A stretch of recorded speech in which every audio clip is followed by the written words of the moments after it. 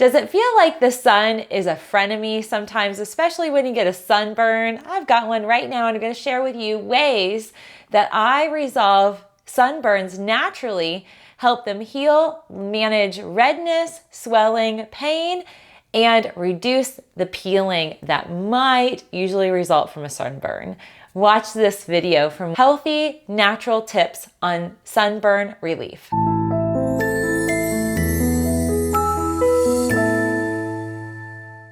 Welcome friends, I'm Dr. Melissa Gallagher and I am a sun lover. I made a big mistake recently. I was out for Mother's Day enjoying my kid-free day at the pool. I ran into some moms before I could put my sunscreen on, and before I knew it, I'd been talking for a really long time and was fully exposed. If this has happened to you, I'm going to share with you how I naturally heal my skin to manage sun damage, limit the burn, redness, and pain from a sunburn, and also to manage the peeling that sometimes comes with an intense sunburn. These two natural therapies are things I've been doing for my whole entire life. As many of you know, I'm a Floridian. I grew up in Florida. Till recently, my family moved to Georgia and my skin is just not exposed to the sun like it used to. The two things that I always have in my medicine cabinet and in my garden that are going to help you with your sunburn today are aloe. This is the aloe plant. This you can grow. You can actually buy these at some of the grocery stores.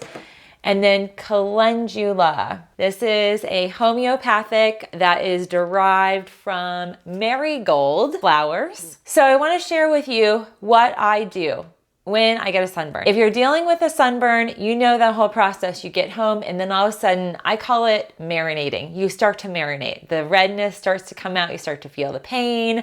If it's really severe, you might even feel a little feverish or really crazy hot to the touch. Sometimes you're getting chills.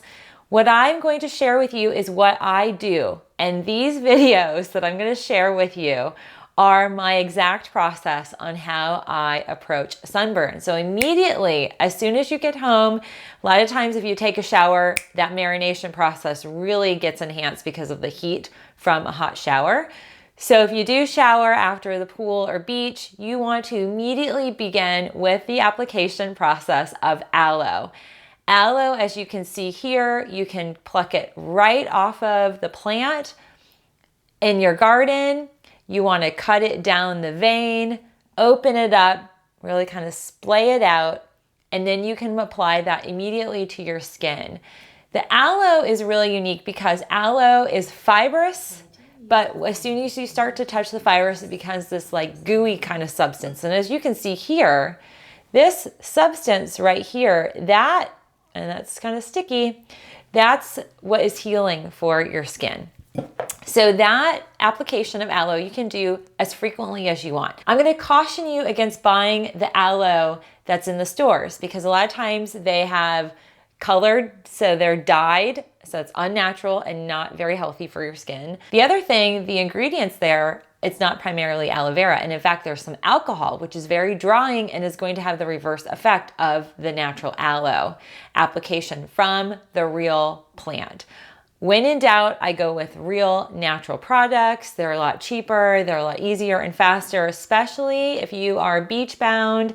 You want to make sure you've got your aloe plants healthy and they're ready to go, and you can also grab these at your grocery store. The aloe that you're going to be applying is going to immediately cool down your skin. Aloe has a very wonderful anti-inflammatory property, and topically it works to cool down the skin, to actually begin the cellular healing and cellular turnover and minimize some of the effects of the radiation.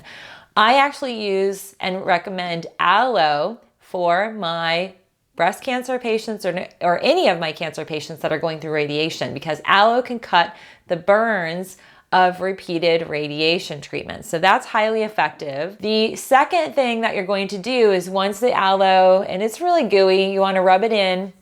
Once it is fully integrated into the skin, usually within 5 to 10 minutes, the next step, part 2, is to add your calendula. Calendula is going to be very powerful in minimizing the redness. It's going to cut some of the sunburn symptoms.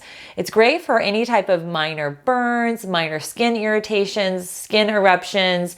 Even if you have a severe sunburn where you might be beginning to get some of that blistering, the calendula cream will be very healing for that. And so you can actually begin this aloe calendula combination and really get a really strong effect. And I'm going to tell you that video that I filmed last night, this is my arm now. So I am fully brown. I naturally have olive colored skin. I tan up really quickly. For many of my patients that have a lot of freckles, they're more on the paler skin side of natural pigmentation, you're going to find that you might still be a little red for a day or two, but the pain, the inflammation will immediately go down. So by adding the aloe vera and the calendula, so these two items are hugely powerful, hugely impactful for minimizing sunburn irritation, sunburn skin damage, and then even more importantly, the peeling effect.